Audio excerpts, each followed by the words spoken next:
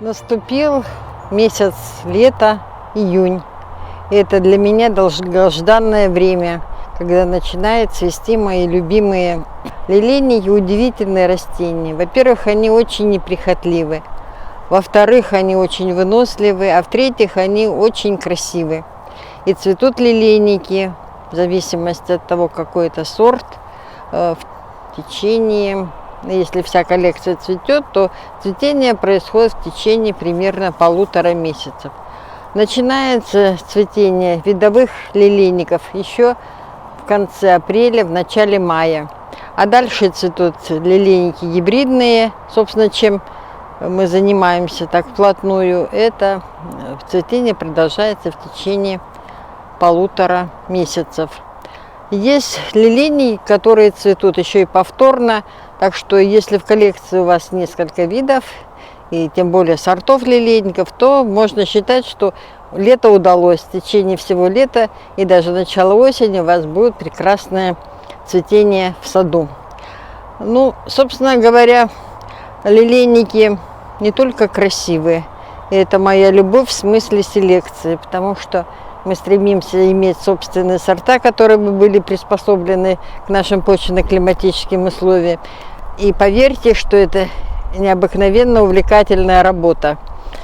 Мы опыляем наши лилейники, получаем семена, потом их высеваем и с нетерпением ждем, когда этот сеянец, когда это растение зацветет. Это вообще непередаваемый момент в жизни, когда ждешь чего-то, что вдруг это будет каким-нибудь шедевром. И состояние вот этого ожидания, очень томительное и восхитительное, можно сказать, потому что если создал какой-то сеянец очень красивый, то дальше можно с уверенностью сказать, что он куда-нибудь дальше пойдет. Правда, сейчас у нас несколько затруднено утверждение новых сортов или новый форм, который получаем. Но ничего, это все преодолимо, и селекция нужна всегда. Это мое, конечно, мнение, нужно заниматься, и чем больше мы будем выводить собственных сортов, тем лучше будет состояние нашего цветоводства вообще в республике. Несмотря на то, что растение называется лилейник, еще второе название красоднев, еще третье название его называют гимерокалис. Некоторые просто называют ее петушки, но это удивительно красивое, нежное растение в том смысле, что цветки его, каждый цветок вернее, держатся всего-навсего 1 день. Рано утром открывается этот замечательный цветок, а когда закат солнца, цветок этот вянет.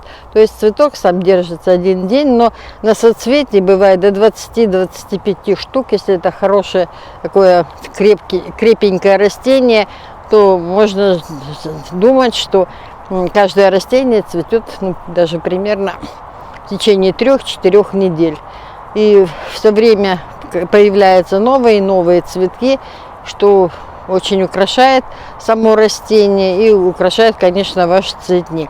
Тем более, что, как я уже сказала, растения лилейников или гимерокалисов или красодневов очень неприхотливое, и всегда будет новый цветок открываться и будет вас каждый день радовать. К сожалению, запах у этого цветка очень слабый, и нужно иметь очень хорошее обоняние, чтобы ощутить его запах. Но некоторые сорта пахнут очень даже хорошо и создают еще и, помимо красоты, еще прекрасный аромат в саду. Некоторые растения имеют различные цвета. От белых сейчас выведены сорта уже темно-бордовые, темно-фиолетовые, с различными каемками. Они бывают еще и с такими волнистыми лепестками, широко открытые, или имеют форму лилии. Почему их, собственно, и называют лилейником? Потому что они точно такой же цветок по форме, как у лилии.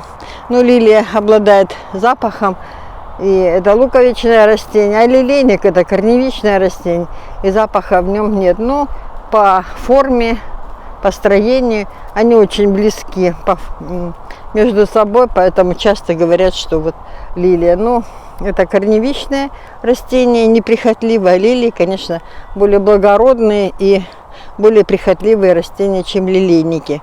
Но красота их очень достойная такая.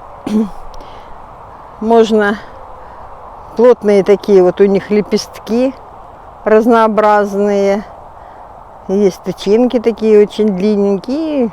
Пестик, собственно, который любят опылять эти растения различные насекомые, благодаря которым завязываются семена. Но поскольку мы занимаемся селекцией, то мы опыляем их принудительно и тем самым стремимся получить новый сорт, новую форму.